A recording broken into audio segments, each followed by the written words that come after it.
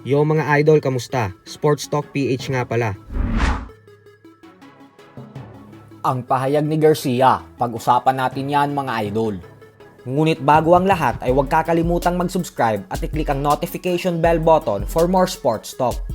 So kung atin nga pong matatandaan ay matapos manalo ni Ryan Garcia kontra sa former WBC welterweight champion Mario Barrios, ay agad bumanat ang current number 3 best pound for pound active fighter Shakur Stevenson na simula pa lang daw sa round 1 kung saan nagawa agad pabagsakin ni Garcia si Barrios, ay nagduda na daw agad siya na mukhang gumamit na naman ito ng pinagbabawal na gamot nang dahil sa parang katulad umano sa performance nito kay Devin Haney ang ipinakita nito kay Barrios.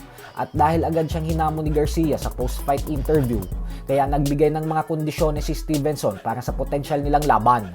Ang mga kondisyon ni Stevenson ay sa 144-pound catchweight fight daw sila magtuos at dapat laging kasama ang VADA para magsagawa ng mga random blood test kay Garcia.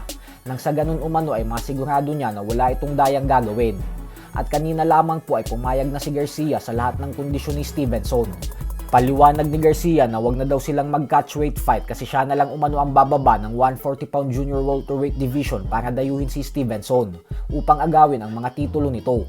Bagay naman na ikinatuwa ng husto ni Stevenson kasi mas mapapadali umano ang negosasyon nila kung papayag si Garcia sa lahat ng kondisyon na ibibigay niya. At dahil madaming fans ang nag-aalala para kay Garcia nang dahil sa desisyon na ito, kaya nagbigay ito ng mensahe sa mga fans niya. Ayon kay Garcia ay wala daw dapat ipagbahala kasi plano niya naman umano talagang magkampiyon sa dibisyon ni Stevenson. Handa daw siyang pumayag sa lahat ng kondisyon nito. Basta ang isang hiling niya lang umano ay dapat walang rehydration clause pagkatapos ng official weigh-in para makapag-recover siya at masigurado na 100% ang kondisyon niya sa gabi ng kanilang laban. Bukod dyan ay payag rin umano siya sa VADA test. Pero nagbabala rin ito kay Stevenson na magdahan-dahan sa mga bintang sa kanya sa paggamit ng bawal na gamot. Kasi pwede niya daw itong makasuhan katulad ng ginawa dati ni Pacquiao kay Mayweather, kung saan natalo si Mayweather sa kaso at nagbayad ng mahigit $100,000 kay Pacman.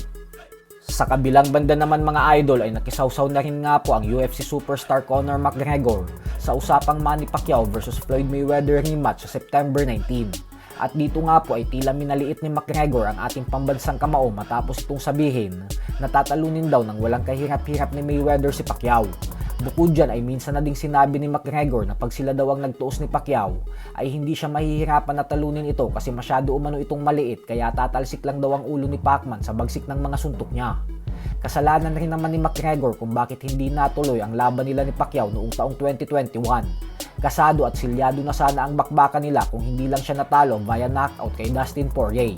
Samantala may mga lumabas po na balita kanina sa mga international boxing media outlets na pumirma na daw ang number 1 pound for pound king Alexander Usyk sa Zuffa Boxing Promotions ni Turki Al-Ashik at Dana White.